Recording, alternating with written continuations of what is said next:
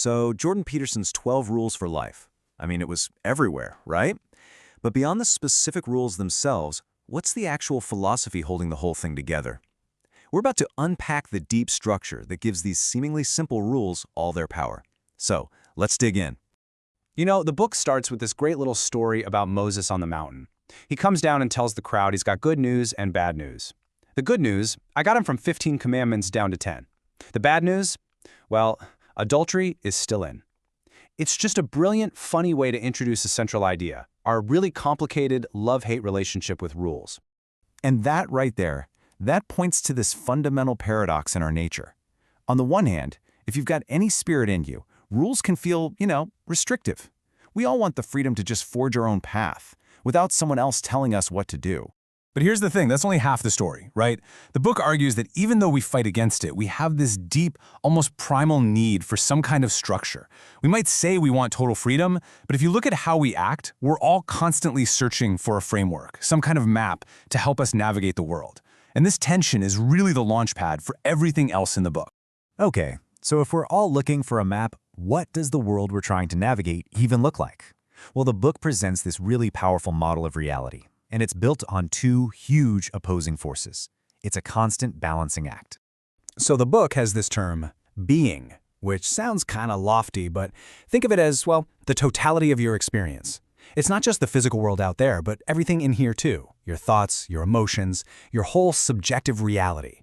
And this being, it's made of two fundamental elements, chaos and order. This slide really breaks it down nicely.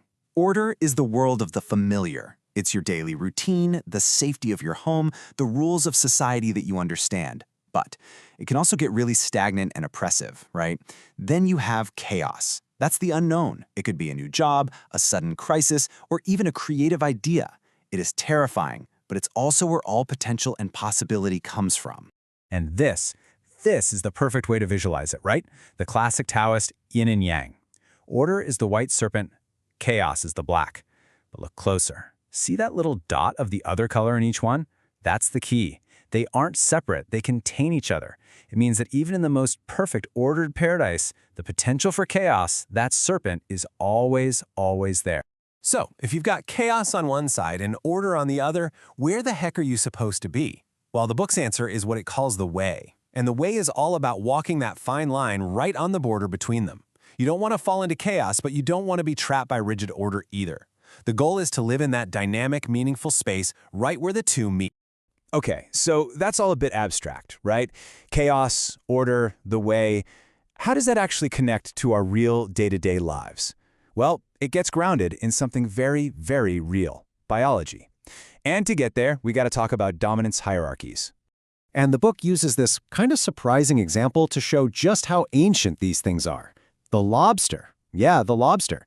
These creatures have been around for over 350 million years, and they've always lived in hierarchies.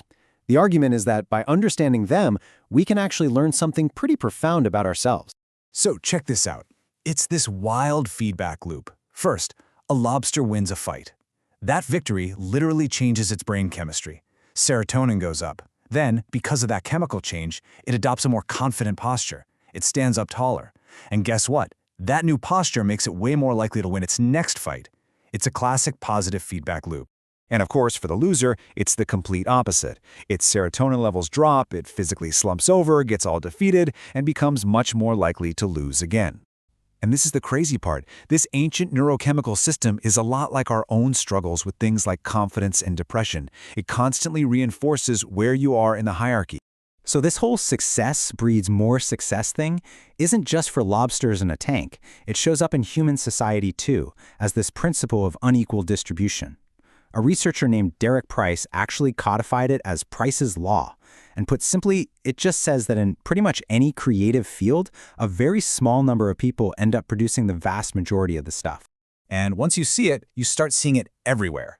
A tiny group of scientists publishes most of the papers. A handful of authors sell almost all the books. Get this, just 4 classical composers wrote most of the orchestra music that's still played today. The point here isn't political, the book says. It's just a fundamental pattern, almost like a law of nature for creative work. So, we live in this world of chaos and order. We're wired with these ancient hierarchies, What are we supposed to do about any of it? And this is where we get to the real heart of the book's message, the choice you have to make between two fundamental paths. You can go down the path of expediency, or you can choose the path of meaning. Expediency is basically what's easy. It's saying whatever you need to say to get what you want right now. It's sacrificing the future for the present. The path of meaning, though, is the opposite. It's about telling the truth, about accepting responsibility for your life, and about aiming at something higher. The path of expediency is built on something the psychologist Alfred Adler called the life lie. And what is that? It's when you basically craft your words and your actions to force a fake, simplistic goal onto the world. Like trying to make everyone like you, or pretending you know what you're doing when you don't. It's a kind of self-deception that ends up poisoning your whole experience. And that brings us to the core message, the whole antidote to this self-deception and the suffering that comes with it. It's simple, but it's everything. Do what is meaningful, not what is expedient. So in the end, what this philosophy is really saying is that meaning isn't something you just stumble upon. It's something you build. It's found in the choice to voluntarily accept the burden of being, to consciously face the fact that life is hard and tragic, to shoulder your responsibility, and to try and make things just a little bit better, starting with yourself. And that leaves us with one last, very personal question. A question for you, really. Forget about what's easy or what's expedient for a second. Just ask yourself this. What burden, what responsibility, if you chose to pick it up and carry it properly, would make your life truly meaningful?